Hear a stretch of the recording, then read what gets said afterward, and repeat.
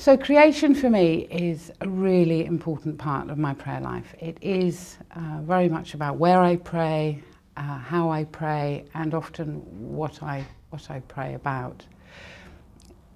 The first thing that we know about our God is that he was busy creating and that he was delighted in what he'd made, that he saw that it was good, and we're told that he saw that it was good day after day after day. And it seems to me that if we try and come into the presence of God, which is what I believe prayer is, and sort of seek after his mind, we can start that by entering into the delight of his creation.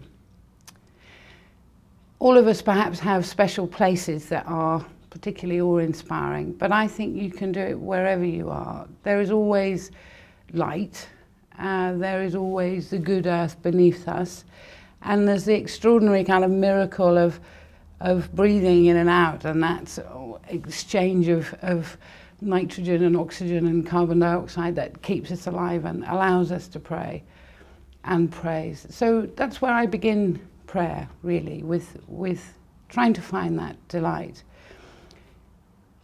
I think sometimes it can be hard, and I think particularly when we're aware of how creation is messed up or trashed, and often that will lead us into a time of kind of penance, really, because we are responsible for this gift, this wonderful gift we've been given.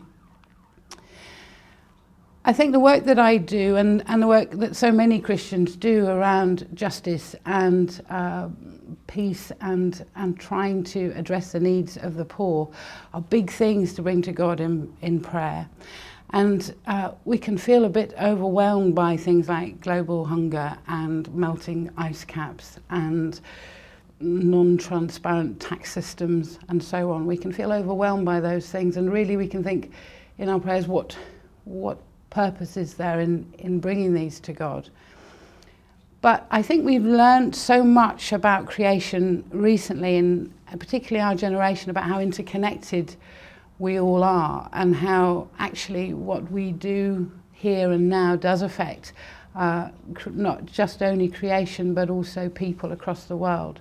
And that's really important for me in my prayers. I can sit and think, well, there is just me here, but I am supported by the food that comes from around the world. I'm supported by the bees pollinating the plants that produce that food. I'm supported by what my money can buy and where I invest my money. And so I'm linked out to the wider world in that way. St. Paul had a theology for this interconnectedness. And actually there's a passage in the beginning of Colossians which helps me forgive St. Paul for all sorts of other passages that he wrote.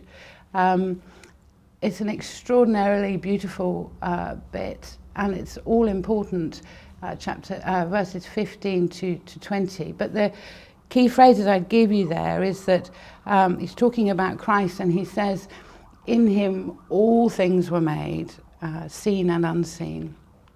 And a little bit later on he says, and in him all things are held together. And a little bit later on, again he says, and God is pleased through him to reconcile all things to him. And that's just a wonderful piece for me, because it means that not just my life and the people that I pray for, but all of creation, I know that God sees it as good, and he holds it all together in Christ. And that's really, really important to me, and I feel sort of connected then to the wider world, and I can take my place as being responsible for the little bit that I can affect within that. There's a body prayer that Philip Roderick has taught us that accompanies the Lord's Prayer. And there's a moment when you're talking about thy will be done on earth, and at that moment your hands are sort of outstretched, almost as if you're kind of embracing the earth or reaching out to be connected to all the earth before you lift them up, and you say, as it is in heaven. And that's been really important to me too, that sense of embracing the whole world and all the peoples in it, but the depth and the goodness of the earth there as well.